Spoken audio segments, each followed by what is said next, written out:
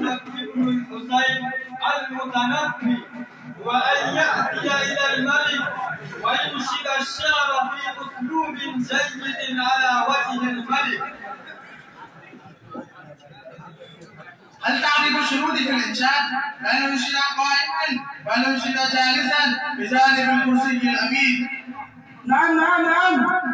تفضلوا أيها الإخوة، نظموا له الكرسي.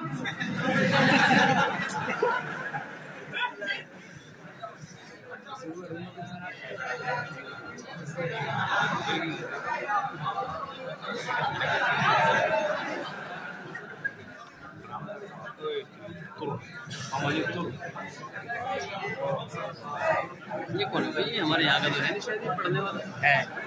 कौन सी क्लास में पढ़ता है? शायद दौरे में, शायद जमात वालों को गलत है।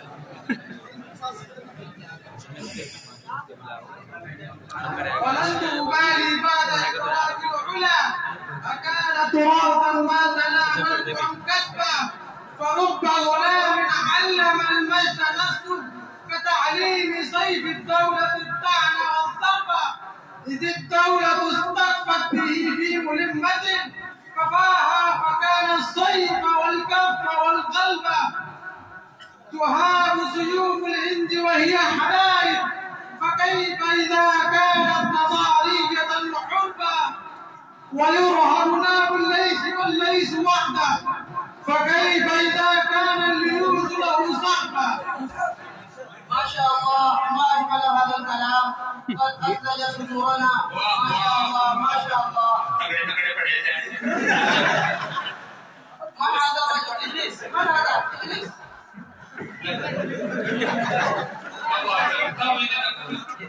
لا يا من ذا مسلم. अरे उसको देना था, इसको बतेरा पैसा। इद्रिसो। क्या कह रहा है? कुछ और मांग रहा है। और ये? अरे बाबा पैसे के पास है ना, पैसे यार। श्याम का कहीं और मांग रहा है। जैसे ही भाई बात। अरे मगर أيها المتنبي إنك بمكان عظيم، إذا قلت شعرا صارت له منشدا، قد تحولت المجلس إلى جنة الأدب وفردوس البيان. ما شاء الله، أثنى صدورنا. هذه هدية لدي من جانب.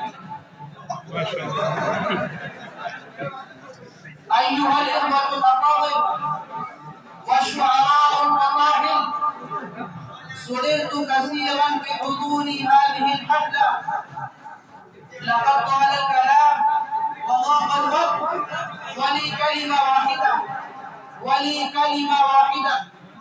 وهي أن اللغة العربية كما تعرفون لغة عظيمة وعريقة، اعترفت الدنيا بقولها وأقرت بنبوغها، ولا تنسوا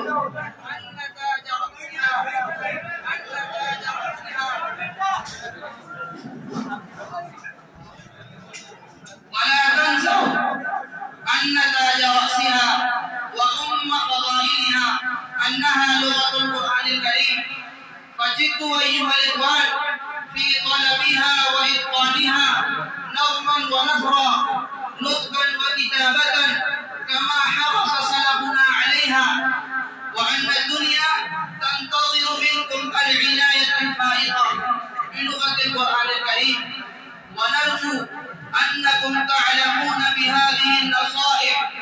وشكرا على هذه الدعوة، وشكرا لكم على هذه الدعوة، والسلام. वाह वाह, बहुत तगड़े शहर पड़े। अल्लाह बड़ा पड़ता है। और मले से मजा आ गया। इन्हें ठहर कर दर्द क्या फिर बैठ मले से। वाह वाह। التمس من جميع الحاضرين أن تجلسوا بأدب